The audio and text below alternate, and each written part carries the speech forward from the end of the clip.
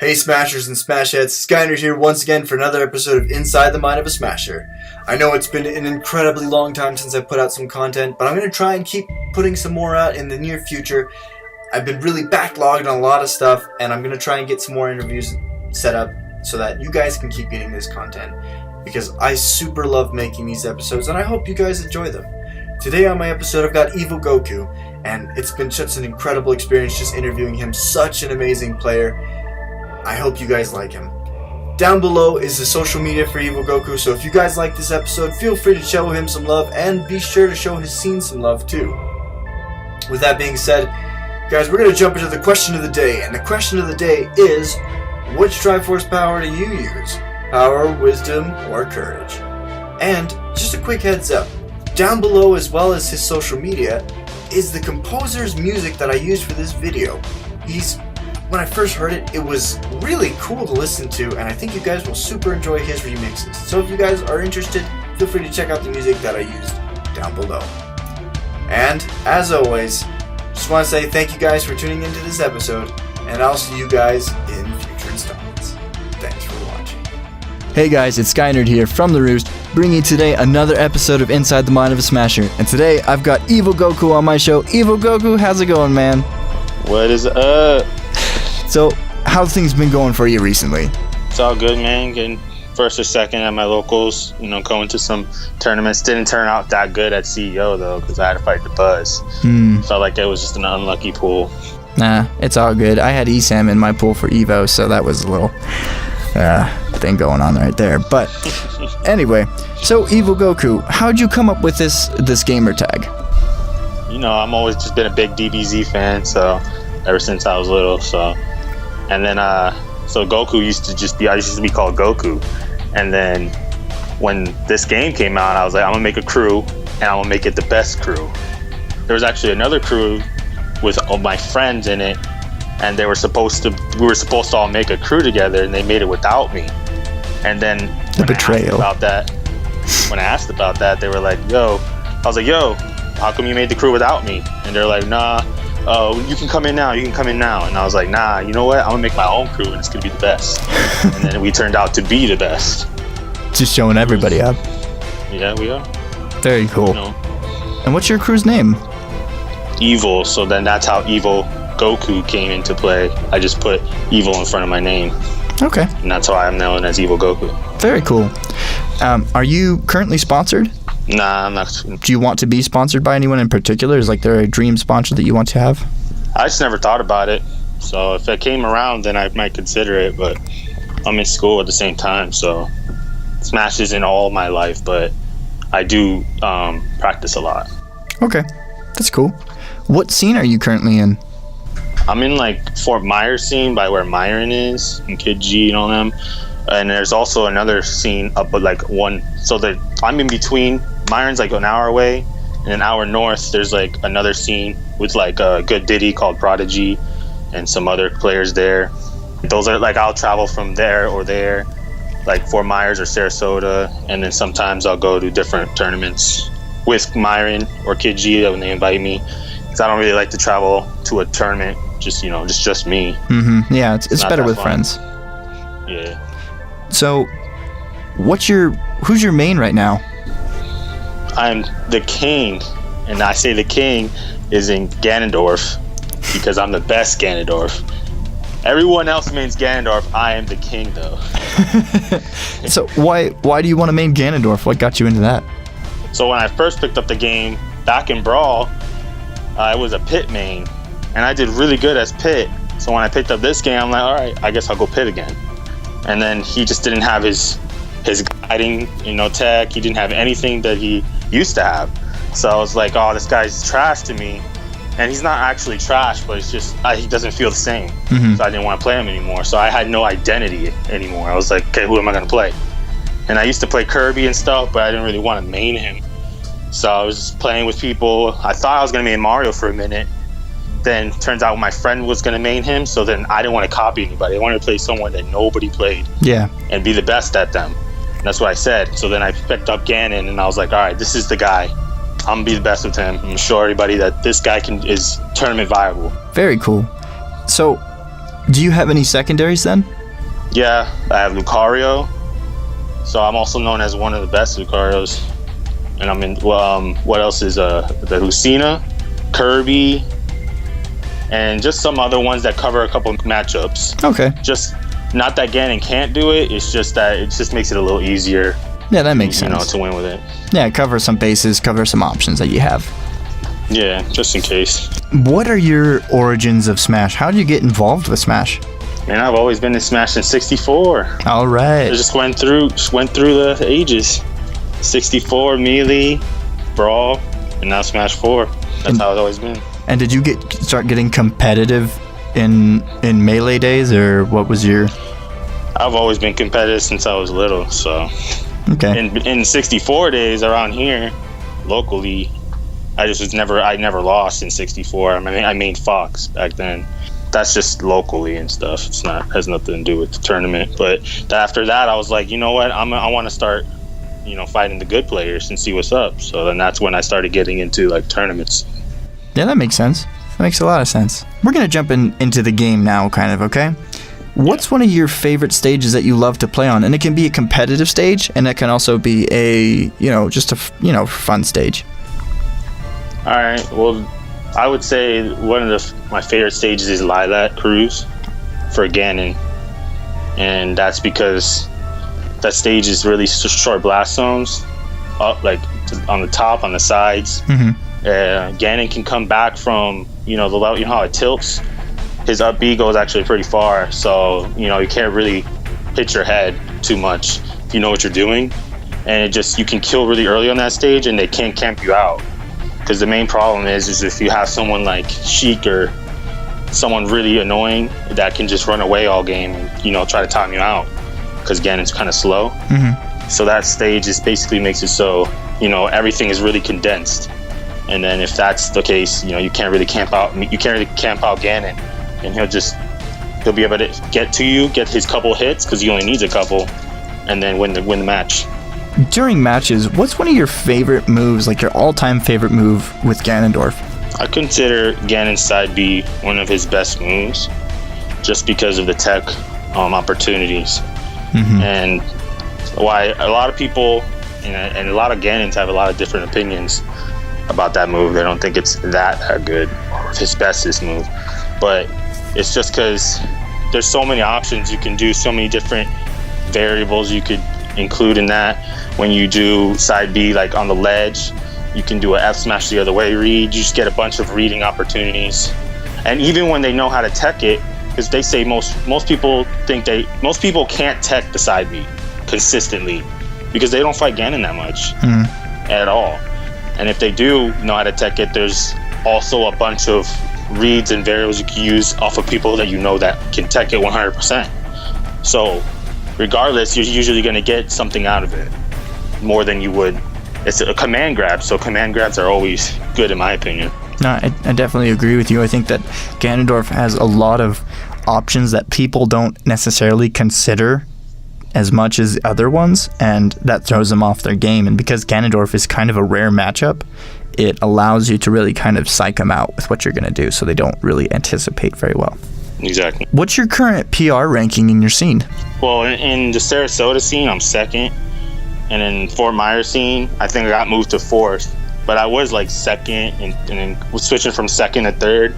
And it was because I didn't go to enough of their tournaments. So I might be fourth right now over there. I haven't been to their tournaments in probably 2 months. Because I've been going to the Sarasota ones. They're on the same day at the same time. So it's I got to choose between fighting, getting to fight Clouds and Robs and Diddies and Sheiks versus going to fight, Fort Myers has those odd matchups where it's Greninja, Bowser, Olimar, stuff like that, and a Mario and stuff. But the other one is more like a high tier kind of tournament versus Fort Myers, which is low tier, mid tier kind of weird matchups where you have to, you probably never seen before, which is also pretty good. But I'd be switching from both scenes. Yeah, that makes perfect sense. Which scene would you consider to have the more skill or be harder to fight? I'd probably say Fort Myers is a little harder, just because of Myron having, all his Olimar is very weird matchup. It's actually a good character and very hard for Ganon to fight because he's got like a 70% combo. So I've had a couple videos where I fought him. You might see him do that 70% combo on me, and I'll have to stop. I'll be fighting from 70 to 0, and that's a little hard for me to come back. It's not that much. You get 3 hits and you're back, but it's just a little bit of a hard matchup. But we have that Kid G's over there with his Mario. He's getting really good. The Koshik with Greninja and Cloud and Bowser. They got some solid players over there, and so does Sarasota as well. They have a Diddy, a Ness, a Cloud. They have a bunch of characters. So both scenes are pretty good, but I would just consider Fort Myers better. Okay, very cool. So we're gonna jump back into the game here, and we're gonna jump into the game again. And so, EvilGoku, during a match, do you prefer to listen to your headphones, like your own kind of music, or do you like the in-game sounds to hear those kind of cues of stuff that's gonna happen? So if it's in tournament, there's usually loud distractions and sounds, so I'd rather put the headphones in. And not even the headphones at like a big tournament where you listen to the music of the game, because sometimes you could still hear people over it. Mm-hmm. They don't put them very loud. So I'd rather listen to my music in tournaments so I could focus and get like more of a, more of a drive towards winning. Yeah, that makes sense. I can see that. Would you say that you get distracted easily? Not at all. It's just I'd rather limit the distractions than, just let them, get to me during a match. Yeah. I'm there to win it. When I go to a tournament as a Ganondorf main, the Ganondorf main, I'm pretty well known by a lot of people. Mm-hmm. Like they know me. If I'm going to a tournament, I'm there to win the tournament, not to get second or anything. Absolutely. So I'm a lot of people, like a lot of Ganons. I know I have a friend who's a Ganon, and he goes to a tournament. He just hopes he places top 8 or something, or maybe just get top 3. Like I'm there to get first every time. So I'm there. If you see me at a tournament, I really won't be doing that much friendlies because I'll be I do a lot of money matches, and there's a reason why I do that instead of friendlies is because during tournament, I'm still in the tournament. People want to friendly me, and I tell them let's do a money match because if I do a friendly, let's say I do a friendly, and in a friendly you just don't really care. You just start trying some stuff you would just for fun. Mm-hmm. But then it carries over. Like say your match is next, you get called for the match, and then maybe that mentality gets carried over during your match, and then it's just like it's not good for your match. So I stay competitive most of the time during tournament. It's totally understandable. I definitely get you. It's easy to start sandbagging if you start doing friendlies and stuff, and then it just carries over into your gameplay, like you said, and it ruins you. So, and like you said as well, you're there to win, and being that lower tier player, and we're not, forget tiers for a second, okay? Just being that character that is rare and there's gimp ability to him, like people can easily gimp him and stuff. You have to play balls to the wall if you're gonna go for first place. Like there's no substitute. Like you have to be on your game. You have to push for it, and that makes total sense. I can definitely respect you for that. Like you said, because just the lower tier or the bigger characters that don't have this cargo up throw up air like DK or just Bowser or something like that. Just an easy way to secure the kill. Mm-hmm. They have to work a lot harder, so there's a lot more thought process. So that's why Ganon's players probably should get more recognition, because they have to think a lot more and do a lot more reads. It takes a lot more reads. Like you basically have to read the entire game, everything they do. Yeah, everything prediction. I'm just a prediction player, so my gameplay is, my moves are usually based off what you're doing at that exact moment. I'm thinking, what's your best option? Like, what is he gonna do right now? Or what's his best option right now? He's in midair. I'm standing with shield. He's probably gonna do this. Let me do this. Like stuff like that. It's all about reads with him. Absolutely. I'm pretty good at reading. And we've fought in the past, and I've definitely seen that your playstyle is very, very read heavy. And yeah, like you said, there are characters that have the the ability to do those down throws, up airs, secure those kills pretty early and easily. And if you don't have that, you gotta play smart, because it's a whole different ball game when you use that kind of character. So it's mad respect, man. Mad respect for playing the king. Thank you. Not only I don't only just play him, but it's just that's like I'm known for him. Yeah. That's what I'm known for. Yeah, no worries. What's your thoughts on coaching during a tournament? I think it's okay. I don't really mind if someone's coaching the other player in front of me. It's they want to win it too. So if they can get coaching, I mean, I could get coaching, but I can't really. The only coaching I would really want to receive is something like, what are they doing off the ledge? That's probably one of the best. Like, what is their habit of doing off the ledge? So if someone's on the ledge, grabbing the ledge, what do they do most of the time? Do they roll up? Do they jump up? That's what I look for during the match. And like, if you're constantly regular getting up from the ledge, then you're gonna see me expose that a lot. But like, just some stuff, I only accept some coaching because people don't really know my character and what I can do with them. But for coaching for them, I don't really mind. That makes They can say what they want. It's gonna be really hard for them to decipher what I'm really doing because it's based off what they're doing. Yeah, absolutely. That makes sense to me. So during a match, let's say you lose that first stock, okay? What, as hard as that may seem, no, what's your mentality during that time where you lose that first stock, you're on your last stock, they still have 2, and you're at high percentage? What's going through your mind? I'm on my last stock with high percent, they still have 2? Yeah. You're asking? Yeah. I'd just say I've been through worse, because I have.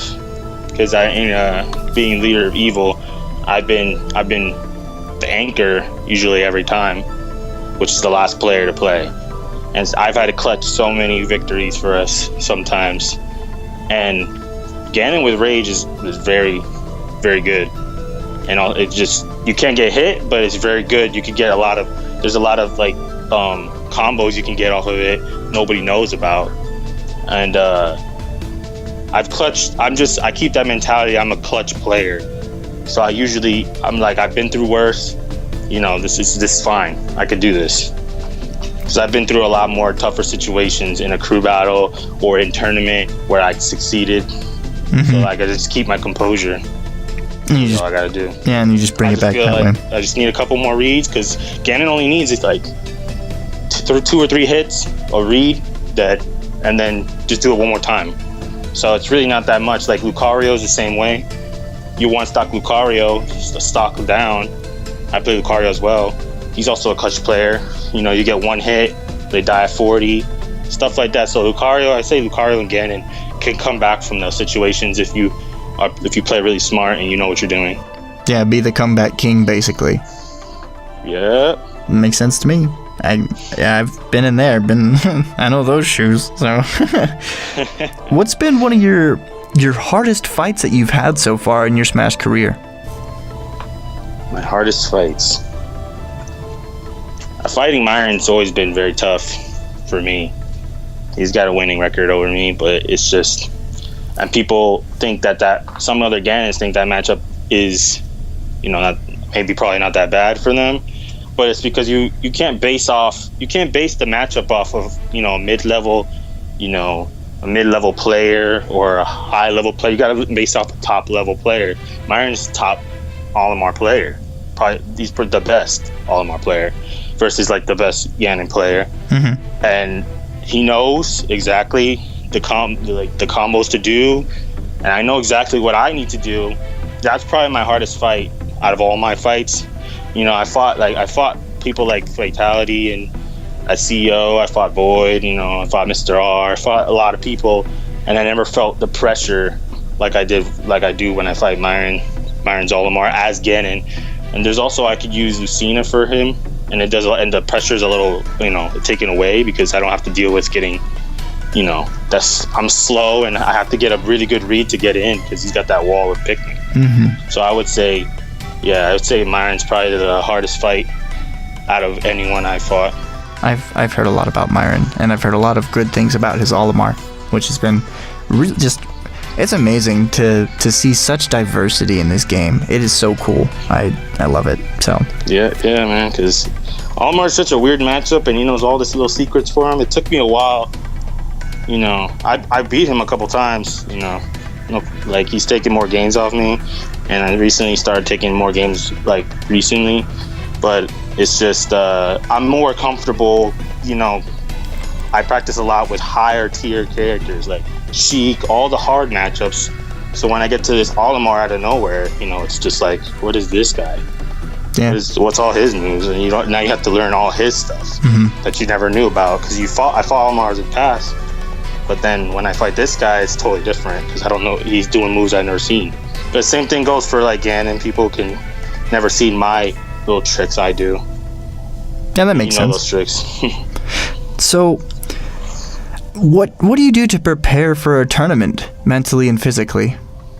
People don't trust it online, but I play a lot of online because people around your scene, unless you're like in a good scene, really, really good scene. I live in between two good scenes, so I'd have to travel all the time to go fight people, which I don't consider them better than players online. Because like if you fight some players online are better than people at your scene at that character. So you have a Sheik in your scene and you fight him, he's pretty good, and then you go online, you fight someone like Mr. R or something. Even if it's online, he's still better. It's still better practice to fight a better Sheik than fighting the Sheik in your locals. To be honest, that basically I just fight my crew members. Most of the time, I just fight my crew members. You know, and sometimes I fight, you know, some people online. I used to do Smash Ladder somewhat, but not anymore. But yeah, I'll fight like people like Wrath. I fought Wrath online. I'll fight like good players online, and then it'll carry over to tournament. You know, I'll know exactly what to do, and I'll figure out good stuff. So that's how I prepare for my tournaments usually. Okay. Do you normally drink a lot during a tournament? Do you have any like a favorite kind of snack that you enjoy eating or anything like that? I know people like try to drink water in between sets. I mean, I don't really do that, honestly. But I don't really do any of that. One time I was fighting some PR Ness in Tampa, and he beat me game 1. I really never lose to Ness, like ever. So when he beat me game 1, because you know I SD on the right, and it was just because I was playing bad. Then I like kind of chugged the little drink I had, calmed me down, and then I went back into the next 2 and I won the set. Sometimes you just need something to calm you down because people be getting flustered. Yeah. They lose one. What's one of your goals that you want to accomplish in your Smash 4 career? What is your goal? I mean, I do good at every tournament usually that I go to. I pretty much just want to, I guess the next goal would be, you know, maybe get a top placing and get like first at a regional with Ganon so everybody can see.